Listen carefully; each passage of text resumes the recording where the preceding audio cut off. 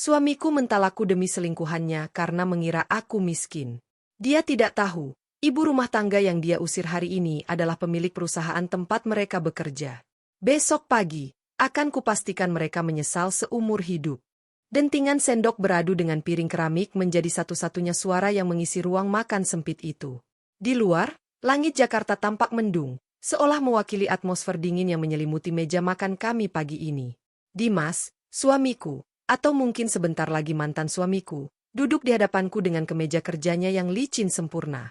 Kemeja yang kusetrika tadi malam dengan penuh ketelitian, meski aku tahu bukan aku yang akan menikmati wangi parfum mahalnya nanti siang. Dia meletakkan sendoknya dengan sedikit kasar. Bunyi, klontang, yang nyaring membuatku mendongak. Aku mau kita pisah, Al. Kalimat itu meluncur begitu saja. Datar, tanpa beban, seolah dia baru saja mengatakan ingin ganti menu makan malam. Tidak ada pendahuluan, tidak ada diskusi. Aku menatapnya tenang. Anehnya, jantungku tidak berdegup kencang. Tidak ada air mata yang mendesak keluar. Mungkin karena hatiku sudah terlalu sering diremukan hingga menjadi kebas. Pisah? Tanyaku pelan, menyeka sudut bibirku dengan tisu. Maksudmu cerai? Ya, cerai, tegasnya. Dia membuang muka, enggan menatap mataku. Aku sudah memikirkannya matang-matang. Kita sudah tidak cocok. Visi misi kita sudah beda. Aku merasa terhambat bersamamu. Aku tertawa kecil. Tawa yang terasa pahit di lidah. Terhambat? Atau karena Vina menuntut status yang lebih jelas? Bahu Dimas menegang. Dia menoleh cepat, matanya menyipit tajam. Jangan bawa-bawa orang lain. Ini masalah kita. Masalah kita. Aku meletakkan kedua tanganku di atas meja, menatapnya lurus. Dimas, ini ketiga kalinya. 3 kali kamu ketahuan selingkuh dalam 2 tahun terakhir pernikahan kita. Pertama dengan resepsionis, kedua dengan teman kuliahmu, dan sekarang Vina, sekretarismu sendiri. Apa kamu pikir aku buta? Dimas menggebrak meja pelan. Wajahnya memerah, bukan karena malu, tapi karena marah aibnya dikuliti. Kalau iya, kenapa? Memangnya kenapa kalau aku memilih Vina? Suaranya meninggi. Lihat dirimu, Alia. Seharian hanya di rumah, dasteran, mengurus dapur. Kamu tidak tahu kerasnya dunia luar. Kamu tidak tahu beban yang kupikul sebagai manajer pemasaran di grup Mahardika. Dia menyebut nama perusahaan itu dengan penuh kebanggaan, seolah jabatan itu adalah tahta tertinggi di dunia. Ah, grup Mahardika. Nama itu terdengar begitu familiar, begitu dekat, namun terasa asing saat keluar dari mulut laki-laki sombong ini. Aku butuh wanita yang bisa mengimbangiku, Al, lanjutnya, nadanya berubah merendahkan. Vina wanita karir. Dia cerdas, dia mengerti dunia korporat, dia bisa diajak diskusi soal proyek dan investasi. Sedangkan kamu? Apa yang bisa kita bicarakan selain harga cabai dan token listrik? Aku menarik napas panjang. Dimas tidak tahu. Dia tidak tahu bahwa dunia korporat yang dia banggakan itu adalah dunia yang kuhindari karena aku muak dengan kemunafikannya. Dia tidak tahu bahwa grup Mahardika, tempat dia bekerja dan berselingkuh, adalah warisan ibuku. Dia tidak tahu bahwa wanita berdaster di depannya ini memegang 60% saham pengendali perusahaan tempat dia mengemis gaji setiap bulan. Aku memilih diam, membiarkan dia menuntaskan egonya. Aku tulang punggung di sini, Alia. Wajar kalau aku mencari kenyamanan di luar saat di rumah aku merasa bosan, ucapnya tanpa rasa bersalah sedikit pun. Lagi pula, rumah ini, mobil, semua isinya, aku yang bayar sewanya. Kamu tidak punya kontribusi finansial apa-apa. Sakit. Kalimat itu tetap menyakitkan meski aku tahu faktanya berbeda. Selama 3 tahun pernikahan, aku memang sengaja menyembunyikan identitasku.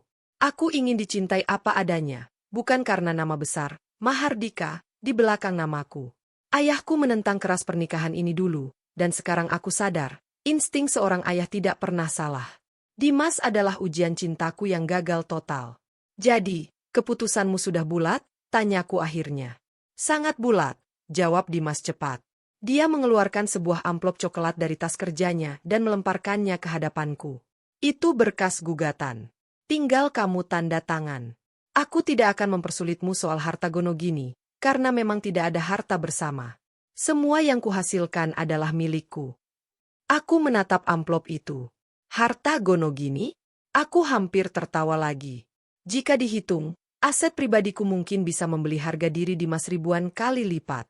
Baik, kataku singkat. Dimas terperangah. Dia mungkin mengharapkan aku menangis, bersujud di kakinya, memohon agar tidak ditinggalkan. Reaksi tenangku melukai egonya. Kamu setuju begitu saja? Tanyanya curiga. Bukankah itu yang kamu mau? Kamu butuh wanita selevel. Kamu butuh Vina. Aku berdiri, mulai membereskan piring kotor. Silakan, Mas. Kejarlah bahagiamu. Tapi ingat satu hal, saat aku keluar dari rumah ini, jangan pernah berharap aku akan menoleh ke belakang. Dimas mendengus remeh, merapikan dasinya. Jangan khawatir. Aku tidak akan mencari wanita pengangguran sepertimu lagi.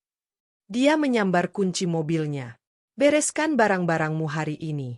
Aku tidak mau melihat wajahmu saat aku pulang kerja nanti. Vina mungkin akan mampir nanti malam. Vina akan datang ke sini. Ya, dia yang akan membantuku menata ulang rumah ini. Menghapus jejak-jejak membosankan yang kamu tinggalkan, ucapnya kejam sebelum melangkah keluar pintu. Aku mendengar suara mesin mobil menderu menjauh. Rumah kembali hening. Perlahan, aku berjalan menuju wastafel, mencuci piring bekas makan Dimas untuk terakhir kalinya. Air keran mengalir deras, membasuh sisa-sisa sabun di tanganku. Aku menatap pantulan wajahku di cermin kecil di atas wastafel. Wajah polos tanpa riasan, mata yang lelah, tapi kini menyiratkan tekad yang membara. Baiklah, Dimas, bisikku pada bayanganku sendiri.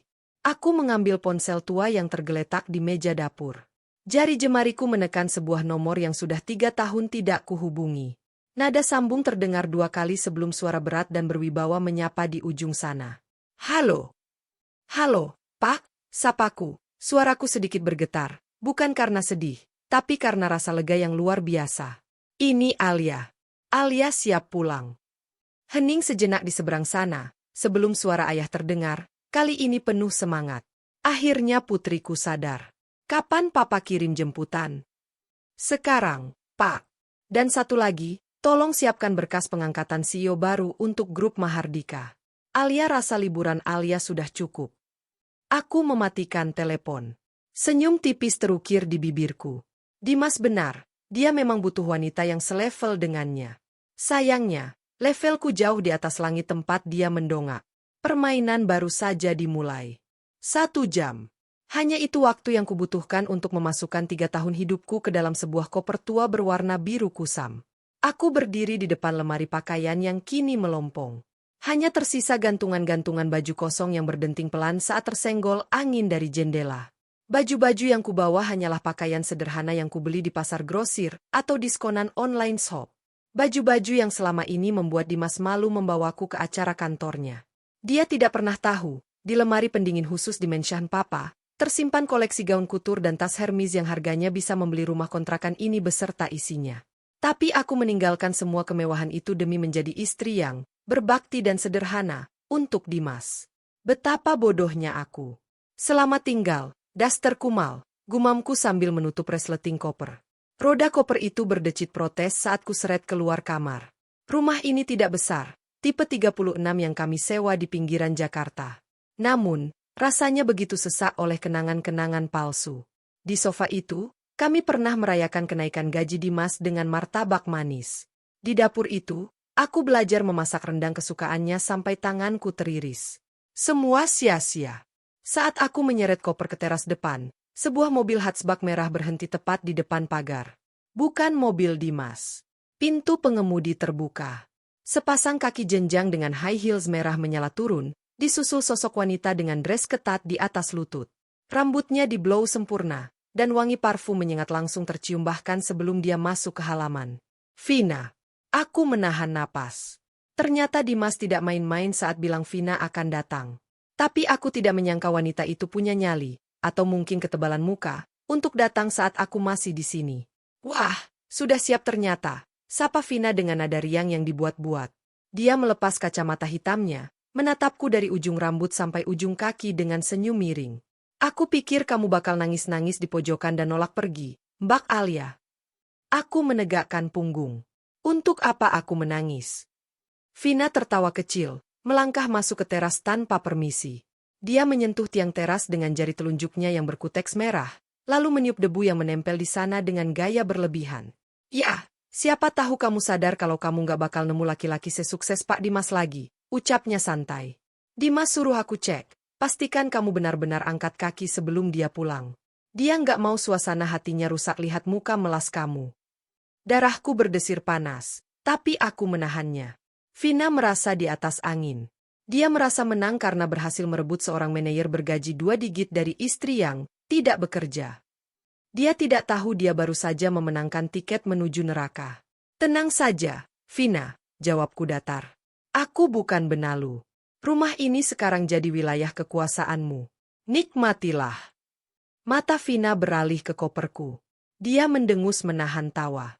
Itu koper kamu, Mbak? Serius? Butut banget. Resletingnya kayak mau jebol. Kasihan deh, Pak Dimas nggak kasih uang pesangonnya. Dia merogoh tas tangannya, mengeluarkan dompet, dan menarik 2 lembar uang 100 ribuan. Dengan gerakan angkuh, dia menyodorkan uang itu padaku. Nih, buat ongkos taksi. Anggap sedekah dari calon nyonya rumah yang baru. Jangan sampai nanti kamu jalan kaki, malu-maluin Mas Dimas kalau ada tetangga yang lihat. Aku menatap uang merah itu, lalu menatap wajah Vina yang penuh kemenangan. Rasa jijik merayap di dadaku, tapi otakku bekerja cepat. Aku mengambil uang itu. Senyum Vina makin lebar. Nah, gitu dong. Tahu diri. Terima kasih, kataku sambil tersenyum tipis. Lumayan buat tip sopir taksi nanti. Sebelum Vina sempat membalas, aku merogoh saku celanaku. Mengeluarkan cincin kawin emas seberat 3 gram yang selama ini melingkar di jari manisku. Cincin yang dulu dibeli Dimas dengan cara mencicil. Aku meraih tangan Vina, meletakkan cincin itu di telapak tangannya, lalu menumpuk 2 lembar uang 100 ribu tadi di atasnya. Loh? Maksudnya apa ini? Vina mengernyit bingung. Ambil, kataku dingin. Tatapanku terkunci pada matanya, membuat senyum meremehkan di wajahnya sedikit luntur. Cincin ini dan uangmu itu. Simpan baik-baik. Aku nggak butuh barang bekas kamu, tolak Vina. Kamu akan butuh, potongku tajam. Suaraku merendah, penuh penekanan. Hidup dengan Dimas itu mahal gengsinya, Vina. Gajinya memang besar untuk ukuran manajer, tapi cicilan gaya hidupnya juga mencekik. Simpan ini. Suatu hari nanti, saat dia mulai menyalahkanmu karena uang belanja kurang, kamu bisa jual cincin ini buat beli beras. Wajah Vina memerah padam karena tersinggung. Jaga mulutmu. Kamu pikir aku wanita miskin sepertimu? Aku punya gaji sendiri. Kami bakal hidup bahagia tanpa benalu kayak kamu. Aku hanya mengangkat bahu. Sebuah mobil taksi online yang kupesan sudah terlihat mendekat. Semoga beruntung, Vina. Kamu memenangkan pria yang tidak bisa setia. Kalau dia bisa selingkuh dari istrinya demi kamu, dia juga bisa selingkuh dari kamu demi wanita lain. Good luck. Aku menarik gagang koperku, menyeretnya melewati Vina yang berdiri kaku dengan napas memburu. Roda koperku bergemuruh di atas paving block, suara yang terdengar seperti musik kebebasan di telingaku. Sopir taksi online turun dengan sigap membantu memasukkan koperku ke bagasi. Aku membuka pintu belakang mobil. Sebelum masuk, aku menoleh sekali lagi. Vina masih berdiri di teras, menggenggam cincin kawin bekas itu dengan wajah geram. Dia terlihat seperti pemenang yang baru saja menyadari pialanya terbuat dari plastik. Jalan, Pak, perintahku pada sopir. Mobil melaju pelan meninggalkan rumah bercat krem itu. Aku menyandarkan punggung ke jok mobil, memejamkan mata sejenak. Ponselku bergetar. Sebuah pesan masuk dari asisten papa. Pak Wijaya, sekretaris pribadi, Nona Alia, mobil jemputan utama menunggu di titik pertemuan di lobi Hotel Grand Mahardika. Sesuai instruksi, kami tidak menjemput di rumah kontrakan agar tidak menarik perhatian tetangga. Aku membalas singkat. Saya sedang meluncur ke sana. Aku menatap jalanan Jakarta lewat jendela. Air mataku tidak turun. Rasa sedih itu sudah habis, digantikan oleh adrenalin yang memuncak. Dimas dan Vina pikir mereka telah membuang sampah dari hidup mereka. Mereka tidak sadar, mereka baru saja membuang berlian demi mempertahankan kerikil. Tunggu tanggal mainnya, Dimas. Besok, saat kamu melangkah masuk ke kantor dengan kepala mendongak sombong, aku akan ada di sana. Bukan sebagai istri yang kamu ceraikan, tapi sebagai mimpi buruk yang akan menghancurkan kariermu. Pak, panggilku pada sopir. Ya, Bu. Tolong nyalakan musiknya. Lagu yang semangat, pintaku.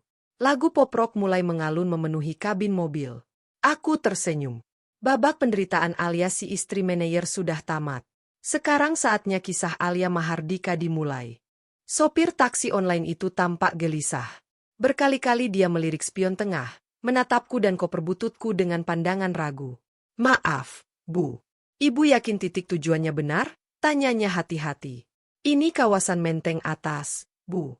Perumahan pejabat dan konglomerat. Takutnya ibu salah pasang titik map. Aku tersenyum tipis, menatap jajaran pohon palem raja yang berjajar rapi di sepanjang jalan aspal mulus itu. Benar, Pak.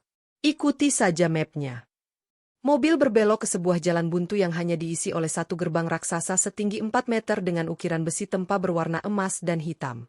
Di pilarnya, terpasang plat kuningan bertuliskan, Mahardika Residence. Sopir taksi menelan ludah. Dia memberhentikan mobilnya ragu-ragu di depan pos keamanan yang lebih mirip lobi hotel bintang 5 itu. 2 orang satpam berseragam safari hitam langsung keluar dengan wajah garang, siap mengusir taksi nyasar. Namun, begitu aku menurunkan kaca jendela belakang, wajah garang itu seketika luntur. Pucat pasi, digantikan kepanikan. Nona! Nona Alia? Seru salah satu satpam. Dia buru-buru menekan tombol di pos. Gerbang raksasa itu terbuka perlahan dengan suara berdengung halus. Masuk, Pak, perintahku. Mobil taksi itu merayap masuk, melewati air mancur besar di tengah halaman yang luasnya mungkin 10 kali lipat dari luas tanah kontrakan Dimas. Sopir taksi itu melongo melihat bangunan utama Menshan bergaya kolonial modern yang berdiri megah di ujung jalan masuk.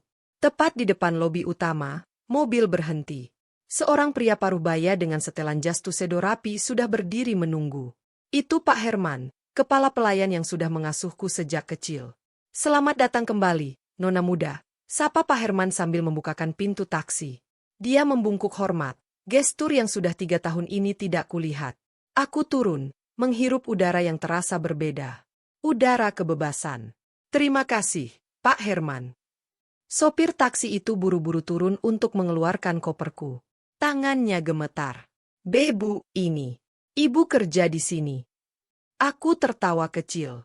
Mengeluarkan 2 lembar uang 100 ribuan, uang pemberian Vina tadi, dan menyodorkannya pada si sopir. Ini ongkos dan tipnya, Pak. Ambil saja kembaliannya. Uang ini dari wanita yang merasa dirinya paling kaya, jadi Bapak harus terima biar rezekinya nular. Si sopir menerima uang itu dengan bingung, tapi mengangguk cepat. Terima kasih, Bu. Nona.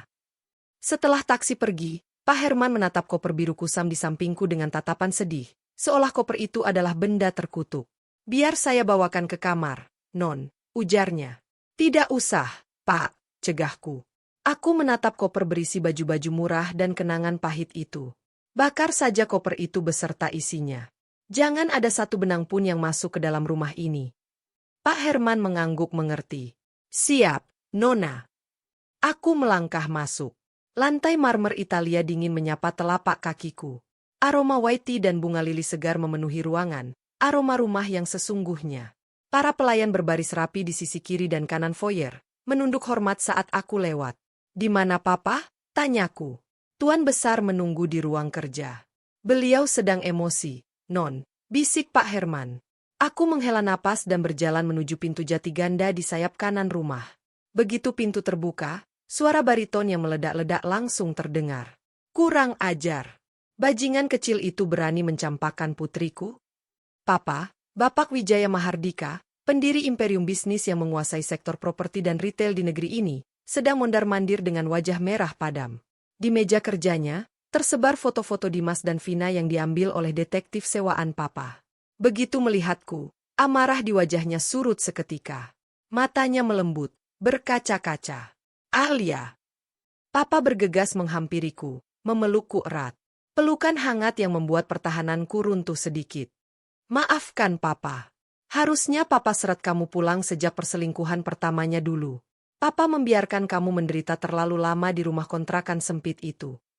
Aku melepaskan pelukan, menatap wajah tua yang masih gagah itu. Alia baik-baik saja, Pak. Justru Alia bersyukur. Kalau Alia tidak keras kepala ingin hidup sederhana, Alia tidak akan pernah tahu sifat asli Dimas. Alia tidak akan tahu kalau dia hanya mencintai dirinya sendiri. Dia harus bayar. Al. Papa mengepalkan tangan. Papa sudah telepon Direktur HRD. Surat pemecatan Dimas sedang diketik. Papa akan pastikan dia tidak bisa dapat kerjaan di perusahaan manapun di kota ini. Papa akan blacklist namanya.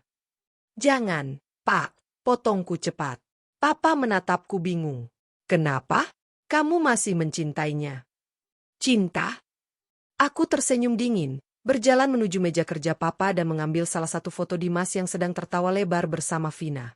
Cintaku sudah mati saat dia menyebutku wanita tidak berguna tadi pagi. Aku merobek foto itu menjadi dua. Memecatnya sekarang terlalu mudah. Pak, dia akan merasa jadi korban. Dia akan merasa dizalimi penguasa. Aku menoleh pada Papa dengan tatapan tajam. Alia ingin dia hancur pelan-pelan. Alia ingin melihat wajah sombongnya berubah ketakutan saat dia sadar siapa sebenarnya, istri tidak berguna, yang dia buang. Papa terdiam sejenak, lalu perlahan senyum bangga terbit di wajahnya. Itu baru Putri Mahardika. Jadi, apa rencanamu? Jadwal kunjungan direksi ke kantor cabang Dimas besok pagi, kan? Tanyaku. Benar. Papa rencananya mau membatalkannya karena mau mengurus masalahmu. Jangan dibatalkan. Lanjutkan sesuai rencana, kataku tegas. Tapi Papa tidak perlu datang. Umumkan saja bahwa Papa menunjuk CEO baru untuk memimpin restrukturisasi perusahaan. Aku berjalan mendekati cermin besar di sudut ruangan. Melihat pantulan diriku yang kusut, rambut diikat asal, dan wajah polos tanpa make-up. Siapkan tim stylist terbaik malam ini, Pak. Besok, Alia yang akan memimpin sidak ke kantor cabang.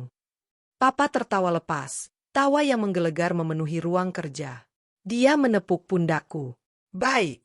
Sekretaris Papa akan menyiapkan semua berkas serah terima jabatan malam ini juga. Besok pagi, dunia akan tahu siapa CEO baru grup Mahardika. Aku menatap pantulan mataku di cermin. Tatapan sendu istri yang tersakiti itu sudah hilang. Sampai jumpa besok, Dimas, bisikku. Nikmatilah malam terakhirmu sebagai manajer. Pagi itu, kantor cabang Mahardika Group terasa berbeda bagi Dimas. Matahari seolah bersinar lebih cerah, dan kopi dari mesin otomatis di pantry terasa lebih nikmat dari biasanya. Dimas melangkah masuk ke lobi dengan dagu terangkat. Jasnya licin, rambutnya tertata rapi dengan pomade mahal, dan yang paling penting, jari manis kirinya kini kosong. Bebas dari cincin emas murahan yang selama 3 tahun ini terasa seperti borgol. Pagi, Pak Dimas, sapa resepsionis dengan senyum malu-malu. Pagi, Rini, balas Dimas ramah, lebih ramah dari biasanya. Dia menikmati tatapan-tatapan penasaran dari para karyawan yang berbisik-bisik saat dia lewat. Gosip itu pasti sudah menyebar. Dimas sang manajer pemasaran kembali lajang. Baru saja dia duduk di kursi empuk ruangannya, pintu kaca diketuk. Tanpa menunggu jawaban, Vina masuk dengan lenggak-lenggok khasnya. Dia membawa tumpukan berkas di satu tangan dan segelas latte di tangan lain. Spesial buat duda keren baru kita, goda Vina sambil meletakkan kopi di meja Dimas. Dimas tertawa renyah, menarik pinggang Vina agar mendekat. Hati-hati, pintu kaca transparan. Nanti orang lihat. Biarin aja, Vina mencibir manja, meski tetap menjaga jarak aman. Lagian semua orang juga tahu kamu sudah menduda. Si benalu itu benar-benar sudah pergi, kan? Sudah bersih, jawab Dimas puas. Rumah sudah kosong dari barang-barang kampungannya. Tadi malam aku tidur nyenyak sekali tanpa dengkuran halusnya yang mengganggu. Rasanya bebas. Baguslah. Jadi kita bisa fokus ke agenda besar besok. Wajah Vina berubah serius. Dia membuka tabletnya, memperlihatkan sebuah memo internal yang baru saja masuk inbox email seluruh karyawan pagi ini. Tanda merah, urgent, berkedip di pojok layar. Memo internal. Kunjungan direksi pusat. Dimas membaca sekilas, lalu mengangguk-angguk percaya diri. Ah, sidak tahunan. Biasa. Pak Mahardika memang suka bikin kejutan, tapi orang tua itu tidak akan terlalu detail. Paling cuma cek laporan keuangan, makan siang, lalu pulang. Dengar-dengar bukan Pak Mahardika yang datang, Mas, Selavina. Rumornya, beliau menunjuk perwakilan khusus. Katanya CEO baru yang bakal pegang kendali penuh operasional harian. Isunya orangnya perfeksionis dan galak. Dimas menyandarkan punggungnya ke kursi kulit, memutar pulpen mahalnya dengan santai. Justru itu kesempatan kita, Vin. CEO baru pasti butuh orang kepercayaan di cabang. Dia butuh melihat siapa yang paling berprestasi di sini. Dia menunjuk grafik penjualan di papan tulis di belakangnya. Grafik yang menunjukkan kenaikan 15% bulan lalu, hasil kerja timnya yang dia klaim sendiri. Siapa yang punya angka penjualan tertinggi di cabang ini? Aku. Siapa yang berhasil golkan proyek tender pemerintah bulan lalu? Aku juga. Dimas tersenyum arogan. CEO baru itu justru akan berterima kasih padaku. Mungkin ini saatnya aku minta promosi jadi kepala cabang. Vina tersenyum lebar. Matanya berbinar membayangkan gaji Dimas yang akan naik berlipat-lipat. Kalau kamu jadi kepala cabang, aku harus jadi sekretaris pribadimu ya? Biar kita bisa dinas luar kota bareng terus. Tentu saja, sayang. Kita akan singkirkan orang-orang lama yang kaku itu. Hari itu dihabiskan Dimas dan Vina dengan kesibukan yang penuh percaya diri. Mereka merevisi materi presentasi, memastikan setiap slide menonjolkan pencapaian Dimas. Vina bahkan sibuk mengatur catering mewah untuk menyambut tamu VIP besok, ingin menunjukkan bahwa dia mampu mengorganisir acara kantor dengan sempurna. Saat jam makan siang, mereka makan di restoran Jepang di seberang kantor. Tidak ada lagi sembunyi-sembunyi. Dimas menggenggam tangan Vina di atas meja, tertawa lepas membahas rencana liburan ke Bali bulan depan, menggunakan uang yang seharusnya dia sisihkan untuk biaya hidup Alia jika mereka belum bercerai. Kamu tahu, ucap Dimas sambil mengunyah sushi. Aku merasa bodoh kenapa nggak melakukan ini dari dulu. Hidup tanpa Alia ternyata jauh lebih produktif. Dia itu, energinya negatif. Bikin rezeki seret. Betul banget, timpal Vina semangat. Cewek kayak gitu cuma bisa minta uang tapi nggak bisa support karir suami. Beda sama aku. Lihat kan? Sejak sama aku, karir kamu makin nanjak. Mereka bersulang dengan gelas ocha, merayakan kemenangan di atas penderitaan orang lain. Mereka tidak sadar, di seberang jalan, sebuah mobil sedan hitam dengan kaca gelap terparkir diam. Di dalamnya, seseorang sedang memperhatikan mereka lewat balik kaca jendela mobil, mencatat setiap tawa dan kesombongan itu. Malam harinya, Dimas lembur di kantor sampai jam 9 malam. Dia ingin memastikan semuanya sempurna. Dia memandangi pantulan dirinya di kaca jendela kantor yang gelap. Dimas Aryo, kepala cabang, gumamnya, melatih sebutan barunya. Terdengar pas. Dia pulang ke rumah kontrakan dengan hati riang. Rumah itu sepi, gelap, dan dingin tanpa sambutan hangat Alia yang biasanya menyediakan teh hangat dan pijatan kaki. Tapi bagi Dimas, kesepian ini adalah kemewahan. Tidak ada lagi omelan soal genteng bocor atau beras habis. Dia merebahkan diri di kasur king size yang kini terasa luas. Sebelum tidur, dia mengirim pesan singkat pada Vina. Besok dandan yang cantik. Kita harus terlihat sebagai pasangan power couple di depan bos baru. Vina membalas cepat dengan stiker ciuman. Siap, bos. Good luck for tomorrow. Kita bakal kuasai kantor itu. Dimas memejamkan mata, tersenyum dalam tidur. Mimpinya indah, jabatan baru, mobil dinas baru, dan wanita cantik di sisinya. Dia tidak tahu bahwa besok, saat dia membuka mata, mimpi indah itu akan berubah menjadi mimpi buruk paling mengerikan dalam hidupnya. Dia tidak tahu bahwa bos baru, yang ingin dia jilat kakinya besok, adalah wanita yang kemarin dia usir dengan uang 200.000 rupiah. Langit di luar semakin gelap, menyimpan badai yang akan pecah tepat pukul 9 pagi.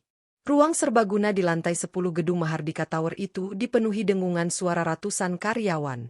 AC sentral berembus dingin, namun keringat dingin mulai merembes di telapak tangan banyak orang. Kecuali Dimas. Dia duduk di barisan paling depan, kursi yang biasanya disediakan untuk jajaran senior manager. Kakinya disilangkan dengan santai, satu tangan bertumpu di sandaran kursi Vina yang duduk di sebelahnya. Lipstikmu agak miring sedikit, bisik Dimas, mengulurkan tangan untuk merapikan sudut bibir Vina. Vina tersenyum manja, membiarkan Dimas menyentuhnya di depan umum. Makasih, Mas. Aku deg-degan nih. Dandananku sudah oke buat ketemu bos besar, kan? Sempurna, puji Dimas. Tenang saja.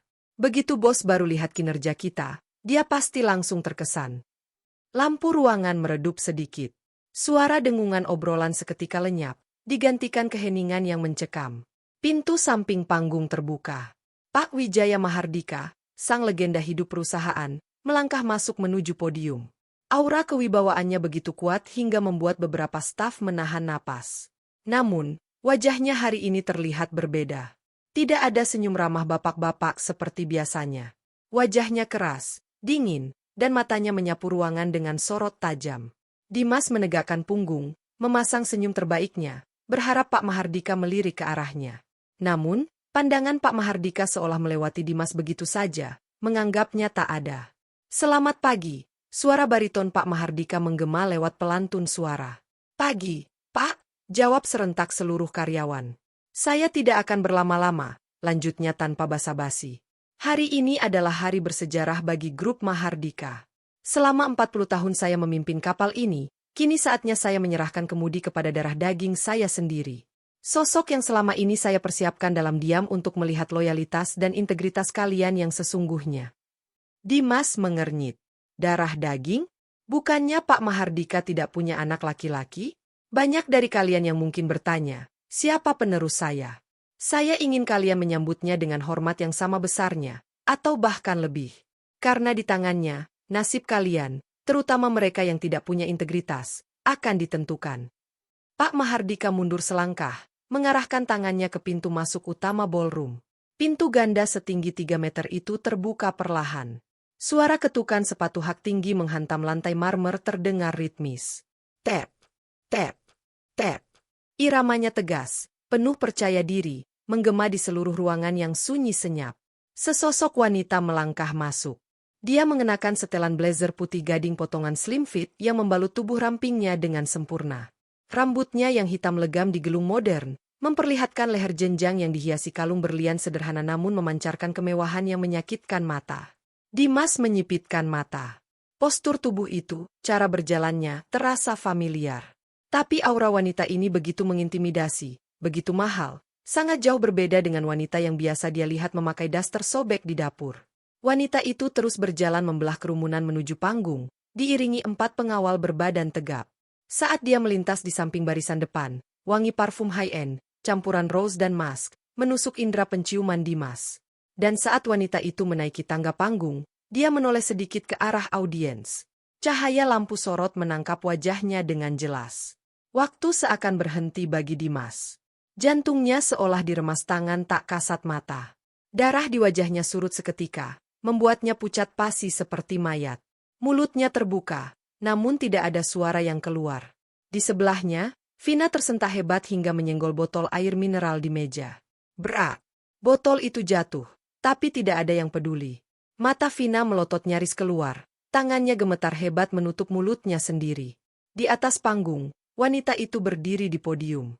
Dia menatap lurus ke depan, ke arah ratusan pasang mata yang menatapnya kagum. Namun, tatapannya perlahan turun, terkunci pada satu titik di barisan depan.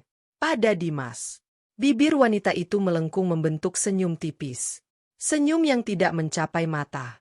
Senyum yang sama yang dia berikan saat menyerahkan koper tua kemarin sore. "Selamat pagi," suaranya terdengar jernih, tenang, dan berwibawa lewat mikrofon. Suara yang ribuan kali didengar Dimas memanggilnya, "Mas," dengan lembut, kini terdengar seperti vonis hakim. "Perkenalkan, nama saya Alia." Dia memberi jeda dramatis, membiarkan nama itu meresap ke dalam otak Dimas yang sedang korslet. "Alia Mahardika, CEO baru kalian." Ruangan pecah oleh tepuk tangan riuh. Tapi di telinga Dimas, suara tepuk tangan itu terdengar samar, tenggelam oleh suara berdenging di kepalanya. "Alia? Istriku? Mahardika? Pewaris?" Potongan-potongan puzzle itu menghantam kepalanya sekaligus. Alia yang tidak pernah mengeluh soal uang meski dia hanya memberi nafkah pas-pasan. Alia yang selalu tenang. Alia yang berkata, "Kamu akan butuh uangnya nanti, saat menyerahkan cincin kawin." Dunia Dimas berputar hebat. Dia merasa mual. Dia baru saja menceraikan pemilik perusahaan tempat dia bekerja. Dia baru saja mengusir wanita paling berkuasa di ruangan ini demi seorang sekretaris. Alia kembali berbicara, matanya masih menatap tajam ke arah Dimas, seolah berbicara hanya padanya di tengah keramaian. "Visi saya untuk perusahaan ini sederhana," ucap Alia, nadanya dingin menusuk tulang. "Saya menghargai kejujuran dan loyalitas di atas segalanya. Saya paling benci pengkhianatan, kebohongan, dan..." Dia melirik Vina sekilas, barang murahan yang mencoba terlihat mahal. Alia mencondongkan tubuhnya ke mikrofon, tatapannya kini benar-benar mematikan. "Jadi, Bagi mereka yang merasa memiliki sampah di dalam kinerjanya, bersiaplah. Karena saya datang untuk bersih-bersih. Lutut Dimas lemas. Dia merosot di kursinya, keringat dingin membasahi kemeja mahalnya yang kini terasa mencekik. Di atas panggung, ratu yang dia buang kini memegang palu pengadilan. Dan Dimas tahu, eksekusinya baru saja dimulai.